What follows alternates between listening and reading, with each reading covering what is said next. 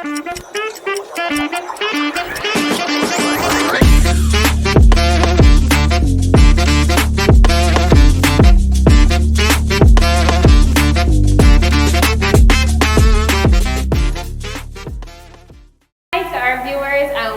the first episode of SMD Spotlight. SMD Spotlight is a new show where we'll be highlighting and interviewing special persons within the St. Michael's Deanery as well as other parts of the diocese for their talents, their achievements, their views and opinions on special topics as well as any upcoming events. My name is Lynn Marie Christian, your host for today, and joining me to kick off this first episode are two special and familiar faces within the diocese, Reverend Irma and the Reverend Canon, Dr. Canon Sonia. Welcome, ladies. How are you doing today? We're doing well. Thank you so much for having us. Yes, thank you so much for coming as well. I'm so excited to get into this conversation, but before we start, for the sake of those persons who do not know who you are, can you tell me a little bit about who Sonia is, behind the collar, what makes Sonia tick? So I am the rector of St. Leonard Church, but apart from that, I am the Sonia that loves to travel. A year doesn't pass, and that's why I was glad to get out of the COVID high season to travel. I love reading. I love teaching. I teach part-time at Cardinal College, so that keeps me reading and learning. I just love to being with friends and entertaining friends. So you can tell that I'm an extrovert. Yeah. Not as strong as Reverend Irma, but an extrovert in terms of liking to be among people. But there's also a part of me, though I must say, that is about being quiet. Very few people will know that, I think, but I've found as I get older that sometimes I like to spend long periods of just solitude. Yes. Yeah. Okay, great. So that is beneath the collar. Yes. Well, I'm sure even the persons who knew who you were did not know some of those things about you. True. What about you, Reverend Irma? Who is Irma behind the collar? Well, that's a good question. I don't even know who I am sometimes, but I am one of 5 children, and I am the last of those children. I'm also a mother, I'm a wife, I'm a priest. I do not like to cook, but I love to eat tasty, really nice exotic foods, you know. But I won't have any crocodile cakes. They had some of those on the cruise that night too. Nah, just some names I just will not taste. So I've not even eaten a lead pipe yet, or a rock cake. But I'm Barbadian, loving conkeys and all that stuff, and pigtails. And it's because of the names that you won't try them? Yes. How would you eat a lead pipe? You know, I think I'm fun-loving. And I love people. I actually, one of my hobbies, I think, is watching people. So I like to look at people. I don't do much other than that, but yeah.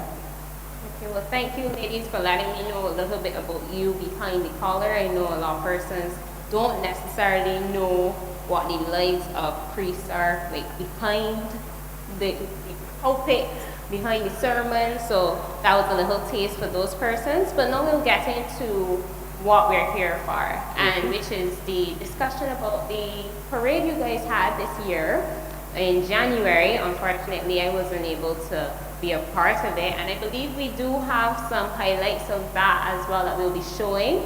But before we get into that, I understand that the float parade in January was your brainchild. Can you tell me where the idea stemmed from? Oh, that's easy. Before I am this age, I actually went to Sunday school. And I grew up in Christ Church, Parish Church. And Canon DeVere Murrell, who's now retired, he was the curate at Christ Church then. And he had a pageant. And the pageant involved the Sacraments. And we did it as Sunday school children. So that has been in my mind 10 years ago. I was in Sunday school 10 years ago. Anyway, so that's where that came from. I also spent some time in the Bahamas. I spent 11 years in the Bahamas. And one of the things that I like and I'm passionate about is telling people about God. And not only verbally, I think we need to have a visual. And so that was all in my mind ticking, and I thought that in the Bahamas, where I was, Grand Bahama in particular, that I could do that with my church throughout the community as a way of outreach, getting people sensitized to the church. And so we did it, and it was great. We had a lot of young people coming together. They made the various signs and symbols, and we had lots of trucks. It's a small parish, but the thing is that they were into John Canoe, and John Canoe, they always make their costumes, so we had a lot of John Canoe signs, etc. So now that I'm back here, I thought, you know what? As our outreach, we could do that in the Barbados. And during our Padrono Festival this year, 2023, I thought, yes, part of our outreach, sensitizing the community to the fact that we are very present, because COVID shut down a whole lot of stuff. So we needed to get back out there. And being in St. Michael, I thought, you know, why just leave it for St. Paul? Why not extend the invitation to the Deanery? And that is when the other churches in the Deanery came in. And we started out with the Sacraments, which was easy. It was so easy, because we are a sacramental church, outward visible sign of the inward spiritual grace. And when I connected with the clergy in our Deanery, yeah, they sounded excited. We were excited. We were. When we heard from Reverend Irma, I think that the assignment among the clergy, because we hadn't yet reached out to get the support from the lay people, but I for sure was, let's go with this as a Deanery, and we were on board from early. So let me very excited. Let me ask this question then. So after coming from the clergy and trying to present it to the various churches within the St. Michael's Deanery, the whole idea, what was the buy-in like from those individual churches? Like, do you find that there was support? They were also excited? I would say so. Wanted you ask? Yes, I think they jumped readily into it. We had, of course, there are some things that like to paralyze us, you know, the fact that none of us have any money. How are we going to get these costumes? Money is all the thing that we think about first. But we need to realize that stewardship involves not only money, but time and talent and gifts and creativity. So you can make something, and recycling is another thing but you have to be creative. So it would certainly bring out our creative juices. And I have none, trust me. I depended on the members, and it was just exciting to see what they came up with. After saying, how are we gonna do this? Where are we gonna get the funds from? We don't have any trucks, we don't have any people. Girl, on that day, I can't remember what day it was, but it was the last Saturday in January, when we descended on St. Barnabas Church. Lord have his mercy. You should have seen everybody. It was fantastic. So how long was the preparation, like, in terms of how long did it take for you guys to decide, okay, we know we want to do this this parade, we want to have it in January, how are we going to prepare for that execution? How long did that take? Well, let's say the word came out to the congregation, the general members, in October. It was a bit late, I must confess. But when they started, and they had to put it out in October because Christmas takes everybody's attention. And so I left it with them. And then January, when Christmas was over, we started in earnest in January. And it was a mere 3 weeks to pull everything together, all the thoughts, and just to put it on paper. And the churches were paired. I did not give them any opportunity to decide which sacrament they were going to choose, because that would take more time. So you just distributed? I distributed, I delegated, and they worked it. It was just awesome. It was. And what we had was like two parishes working on one sacrament. So you had that opportunity for persons to work together, which is very critical for us Christians. Yeah. So All Souls and St. Leonard's team on the sacrament of penance, I think. Yes. I think she deliberately chose penance because I was the rector of St. Leonard's, but apart from that. So you had other, like I think it was Cyprian and Cathedral working on another sacrament. And I think what that allowed to happen was the creative juices that were very much in the Anglican parishes came to fore. So persons were able to think creatively about how to present this particular sacrament. And we had persons that did that in a really wonderful way. And then there were these side attractions, I call them, that included dancing and miming. And because we did 3 stops, we did a route. We started at St. Barnabas Church. We ended up in Bridgetown, all the way down to St. Mary's Church. And we had a first stop at St. Mary's Church, where they had the dancers, some of our liturgical dancers. So all of that is part of the drama. And we had a gentleman, he's not a member of the Anglican Church, but you see, it's all Christian. Yeah. Yes, he was invited by All Souls Rect priest in charge, Reverend Ellis, and he did a mime. We had the diocesan dancers also. We blocked Broad Street, Key Shepherd. Everybody stood to view what was happening. We even had the opportunity to hand out information. Some of the churches had information about their various, printed paper information so that they can find out more about their church. Because what this does is to remind people that we are here and you were part of this too, and you can still come and get involved, and there's room for everybody. And it is our indigenous creations that we are doing. The sacraments, there are 7 sacraments, and let me see if I can remember them: baptism and confirmation, Holy Communion, and penance, as she said. We have confirmation, I think, ordination, penance, and matrimony, the sacrament of marriage, and confession. Confession.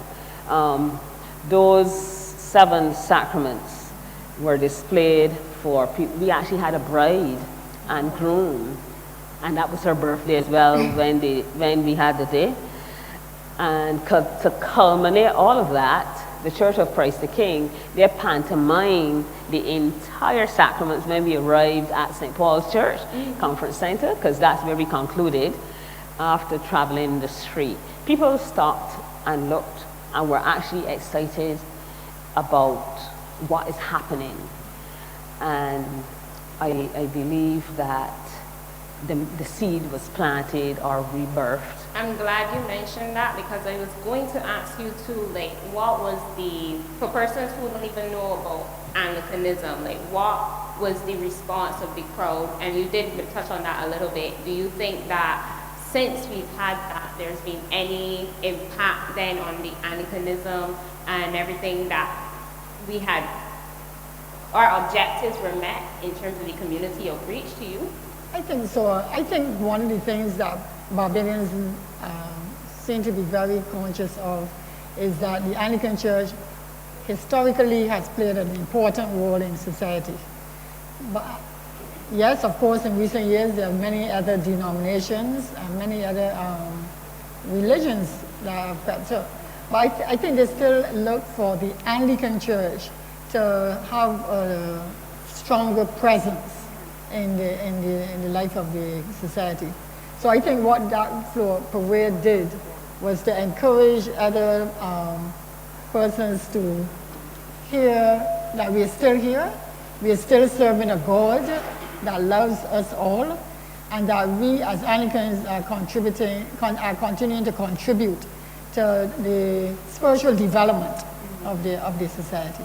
And in terms of the choice of doing the sacraments, do you think that educationally persons left that parade knowing exactly what the sacraments were and understanding the concept?